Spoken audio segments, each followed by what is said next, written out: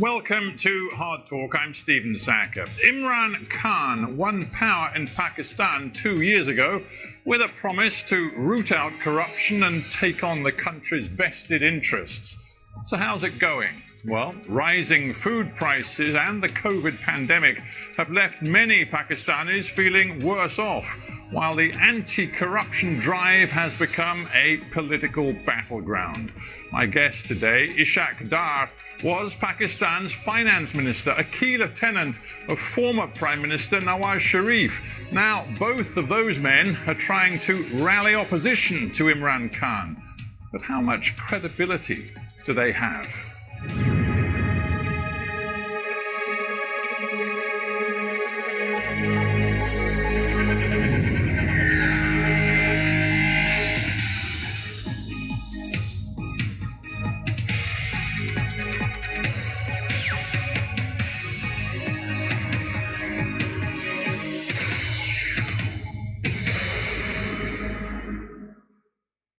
Ishaq Dar, welcome to Hard Talk. Thank you for inviting me.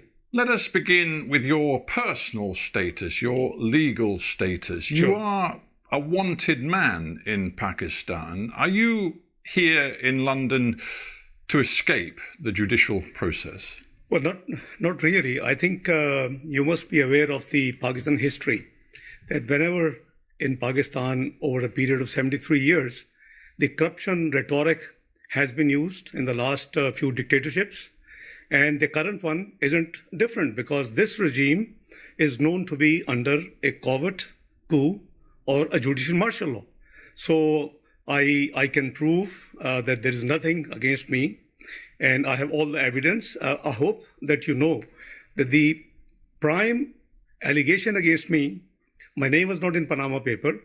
My name was not in the 20th of April. Let me stop you, because some people will not be following this in great detail. Sure. You're saying your name was not in the Panama Papers. Nonetheless, we learned an awful lot from those Panama Papers published in 2016 about monies being stashed away in foreign bank accounts, and it involved some very top-level Pakistanis. And there was reason to believe that not just Nawaz Sharif's family was involved, but your family too. No.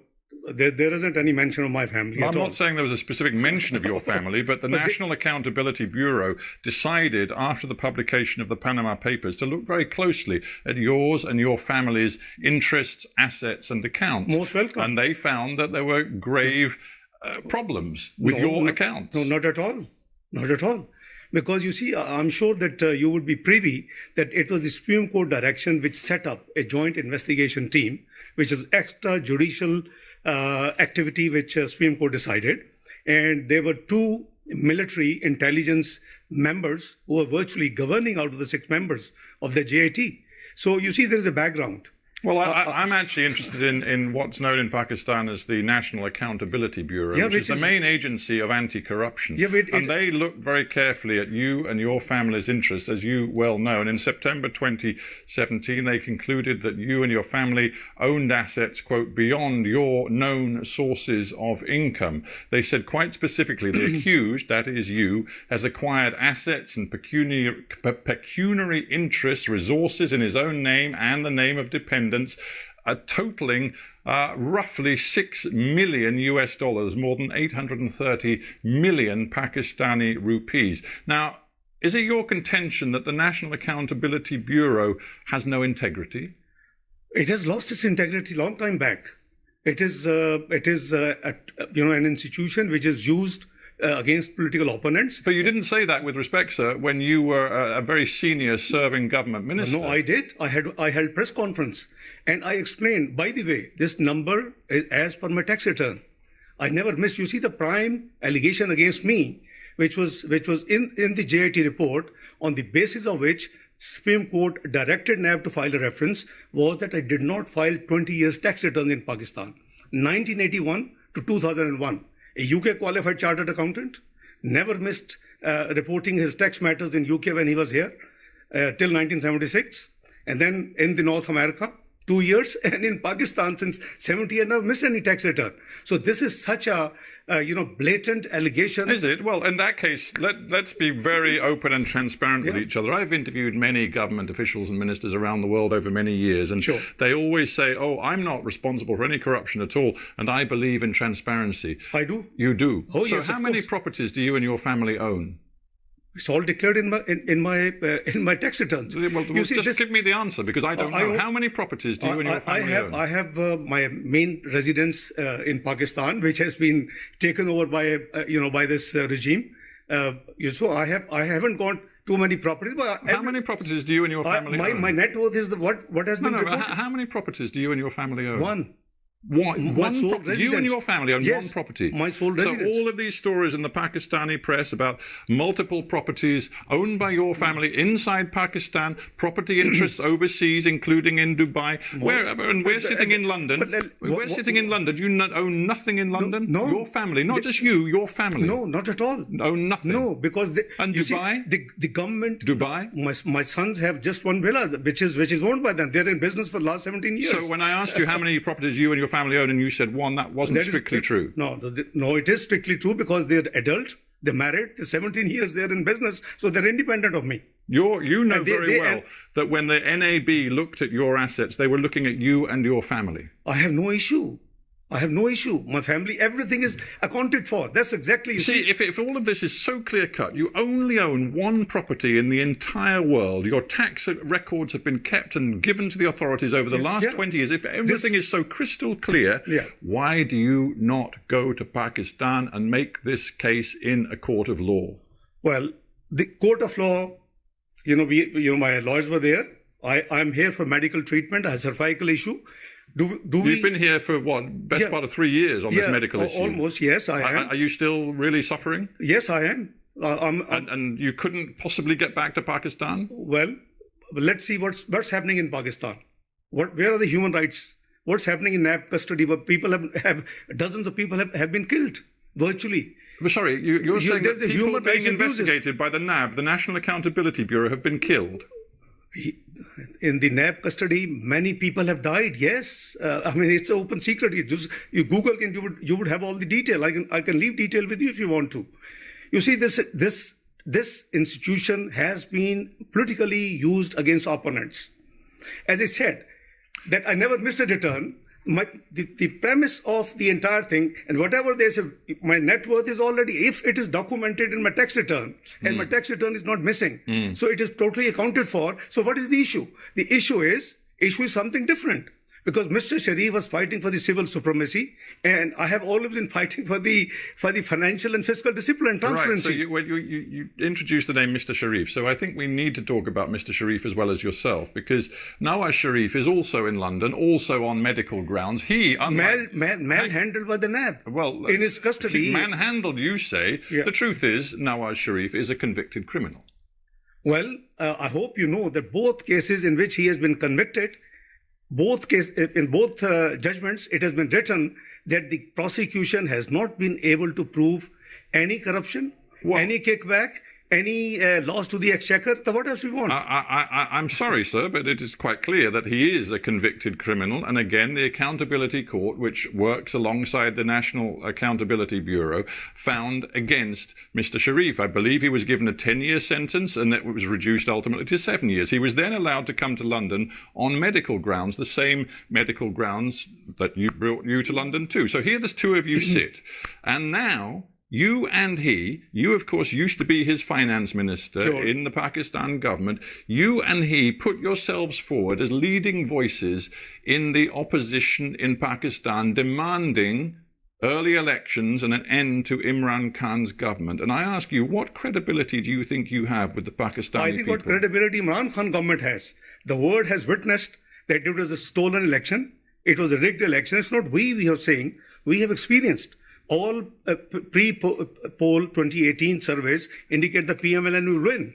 But the observers, the Human Rights Commission of Pakistan, the dirtiest election. Everybody knows the election has been stolen from us. So I think we have every with respect, right. I just looked back at the EU monitors' report on that election. They reported some grave concerns about abuses in specific places, not involving just one party, but several different parties.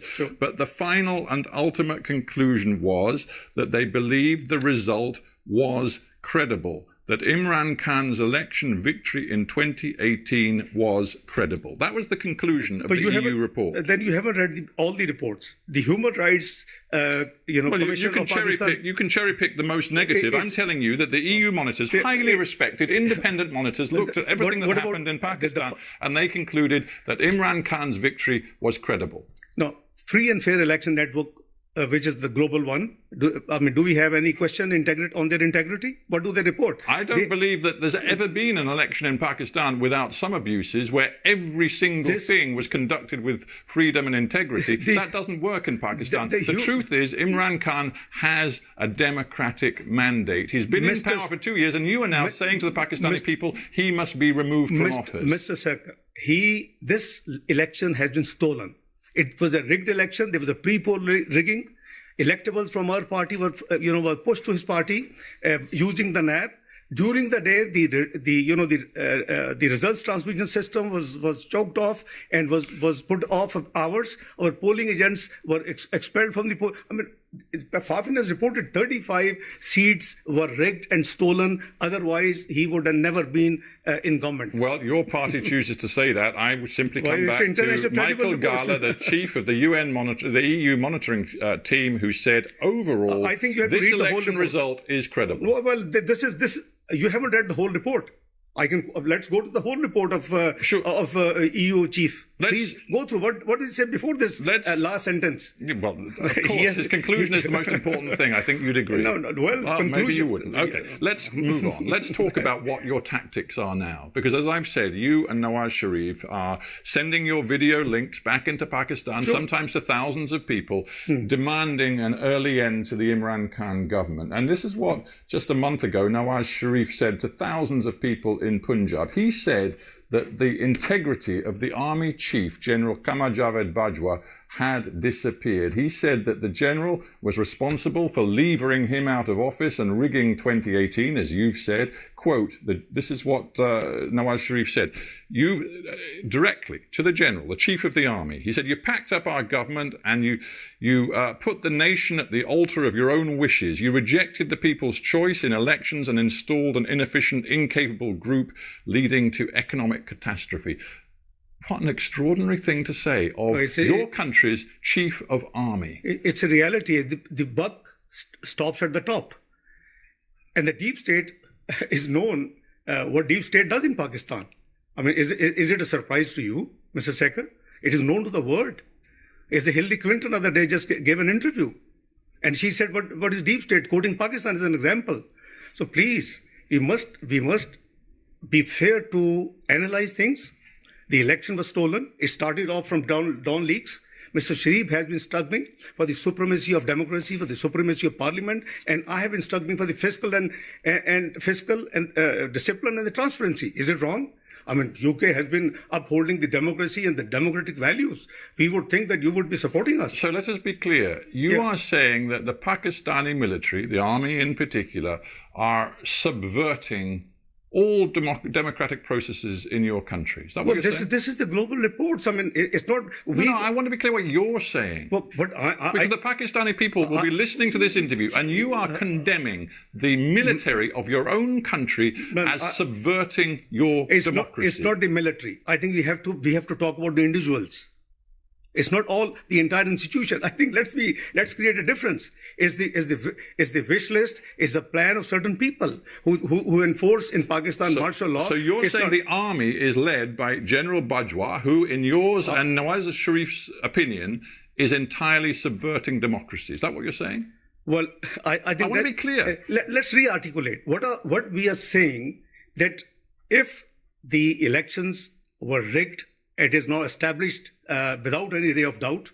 So if the elections were rigged and somebody has been planned. It's not we. It is the Interior Minister of Pakistan gave a statement that if Mr. Sharif had not got problem with the deep state and the institutions, he would have been fourth-time Prime Minister. Why would he say it? So let me be clear. You're now alleging that this is entirely unacceptable when your erstwhile boss and your very close ally, Nawaz Sharif, was working hand in glove with Pakistan's military dictator, General Zia, for many years. And suddenly he's decided that the military and the way they interfere in politics in Pakistan is entirely unacceptable. What kind of hypocrisy is that? I disbelieve, this analysis. Frankly speaking, I disagree with you. Well, what bit of what I've just said is maybe wrong? Evolution process.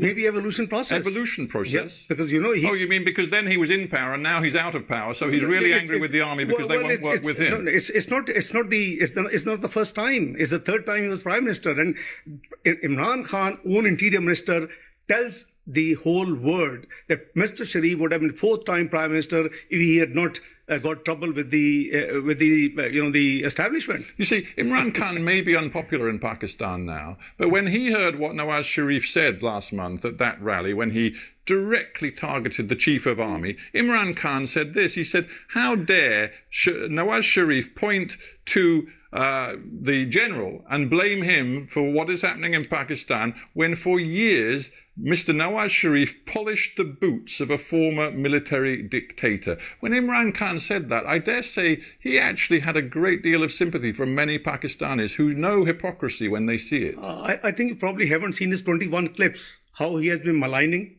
the military army chief, the intelligence services of Pakistan. And not too long before, it's just last year when he was in the United States, he gave a statement that it is the ISI, our intelligence service, which actually was responsible for the Osama bin Laden and its killing, etc., etc. So I think when he was out of power, when he was in opposition, he had given 21 different statements at different times. He was known as Taliban Khan. I mean, I don't know. Are we talking or wish to discuss his performance and our performance? Are we here to talk whether it is a pure democracy or is it an anocracy? You and other opposition elements have created this Pakistan democratic movement.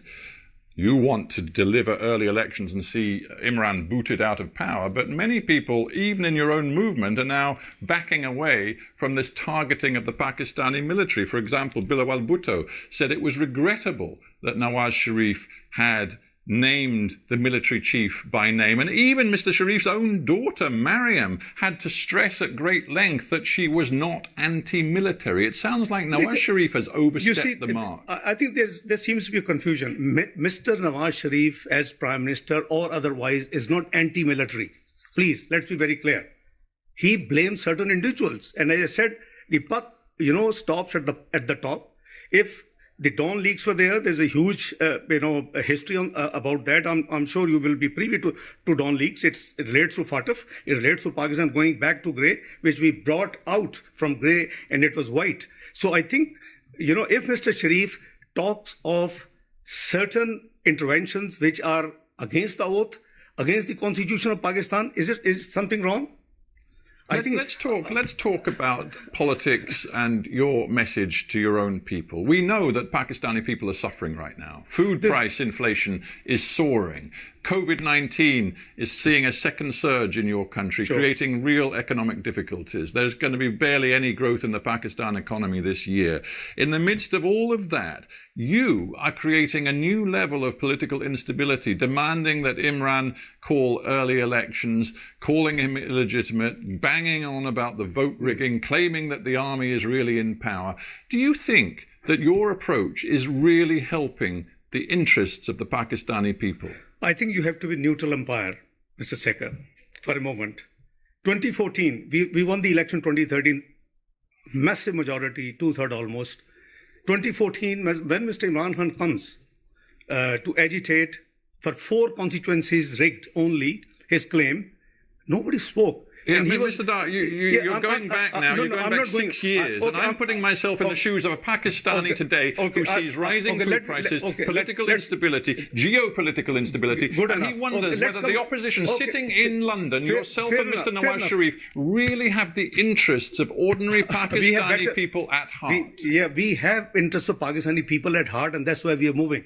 This country had witnessed double revenue collection in our tenure of 5 years, lowest inflation, lowest interest rates, best performing stock market in the South Asia, most stable currency, highest GDP growth in 11 years, 5.8%. I mean, it's all music. Your Western, the institutions had all the praise. And what was the final report in 2016? PricewaterhouseCoopers, what did it say? Pakistan is going to join G20 by 2030. And we were striving to bring it even earlier. And we were very clearly hoping that since we had ended the load shedding, we had fought the extremism and terrorism in Pakistan, we had improved the macroeconomic, indicators in Pakistan, and all praises of all. So now, I understand. I'm not suggesting that your personal economic record was bad. In some ways, it was good. But listen, I'm just trying to get you to respond to a simple question.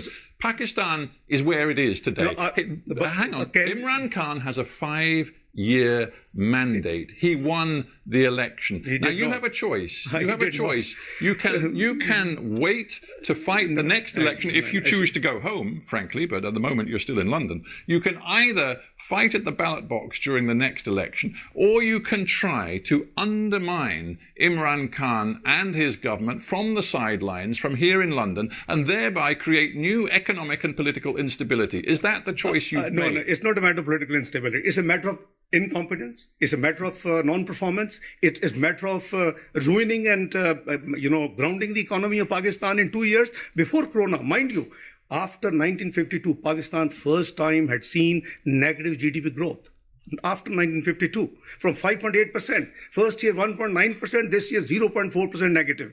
And there's a massive unemployment. We pulled 6% people out of poverty. He has pushed back 6% people in the poverty line. He promised to give 10 million jobs. He has made people unemployed, 12 million added to the unemployment numbers. Pakistan's in big trouble. I just wonder whether your approach is weakening Pakistan on the world stage. You recently tweeted, hang on, you recently tweeted a message saying that Imran Khan, and I'm going to quote your words, personified fascism.